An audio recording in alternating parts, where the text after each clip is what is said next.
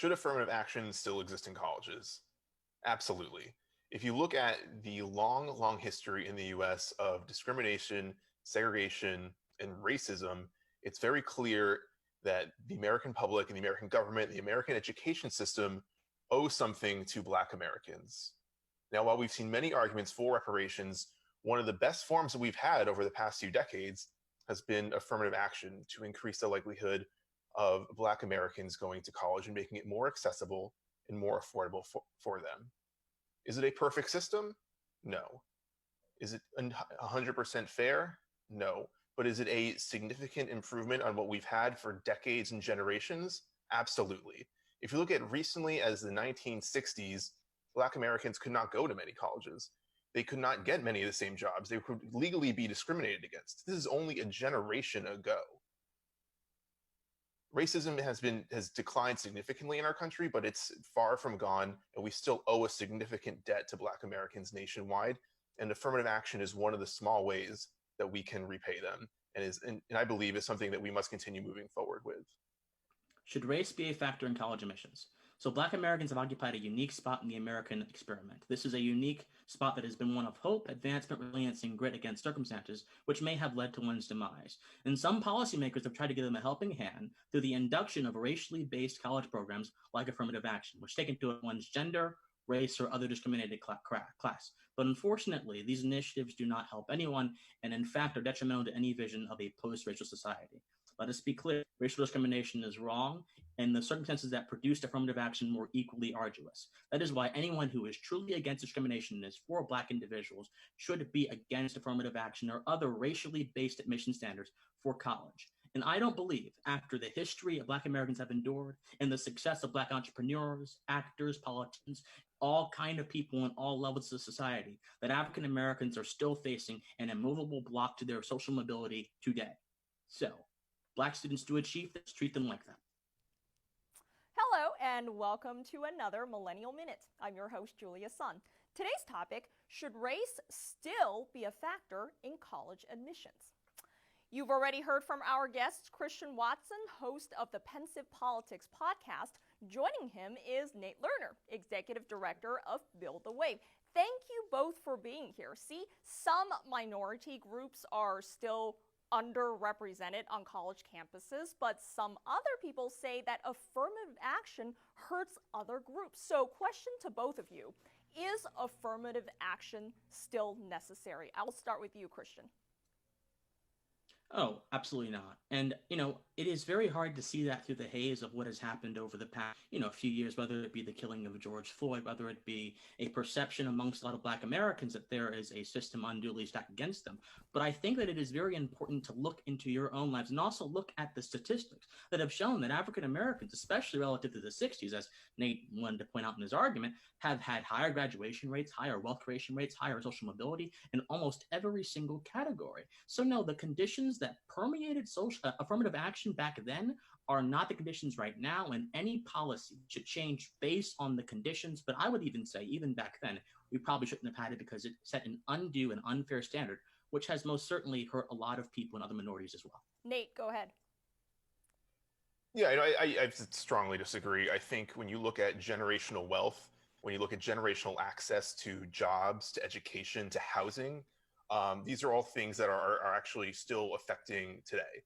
So are affecting Black Americans today. So, do we have laws now to protect Black Americans and minorities from discrimination? Absolutely. But at the same time, that doesn't cancel out the decades and generations and centuries of that kind of discrimination that was legal, that was allowed, that was extremely prevalent, and really kept down Black Americans and other minorities for so long. And it's really been a massive advantage for white Americans such as myself to have that generational wealth, have that generational access. And this is really a small way, in my opinion, to give back what's owed, and to right a wrong. And I think, a lot of Americans support reparations, but it's difficult to do. You can't just, cut a check to every Black American for X amount of money. But one thing you can do is you can open up doors that were previously closed to them. And education is a massive one. And it's actually one I would think conservatives would be on board with, because it's not just, a free check to it's not just free money. It's you have to pursue higher education, you have to do well in high school and want to better yourself. And so really it's rewarding hard work. It's rewarding Americans for wanting to improve themselves. Yeah, So Christian, let me ask you this, sure. Christian. Sorry, I want to bring you in. Is black students do have a harder time getting into colleges. If you do not want affirmative action, how can we help these underrepresented groups? Well, we have to understand two things in that question. A, do black students have a hard time because of their race or because of certain conditions that may be present in the area they live in, which are not necessarily connected to their race? And I would say it's the latter. It's not because of their race. One is in America, no one is being stopped from having an education because of their race, maybe because of their perhaps material circumstances. But also, I would dispute the notion that black students overall are doing bad.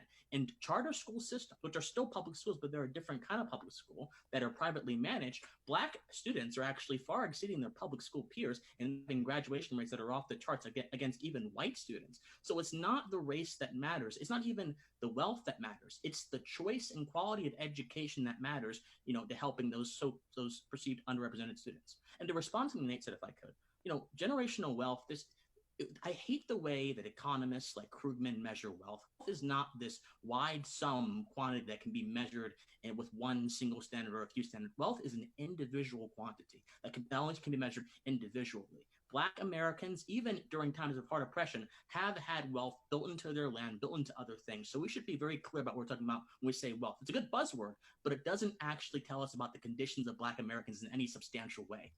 All right. 30 seconds for each of you to answer. If this is not the way to go, if AA is not the way to go, can we find a happy medium in some other methods? Well, I've always felt that socioeconomic status would be the next marker. It's something that should be factored in entirely. I think there's something to be said that if a wealthy black student and a poor white student, if the college has to choose between the two, they should go with the poor white student. At the same time, that shouldn't cancel out all of affirmative action. I think we should find a nice balance between the two, where you're still, giving black students that extra access, but also you're then heavily factoring in socioeconomic status as well. Because at the end of the day, that's really the most important thing about higher education is giving access to those who are lower down in the socioeconomic status. Yeah, Christian, you still seem to disagree. 30 seconds for you.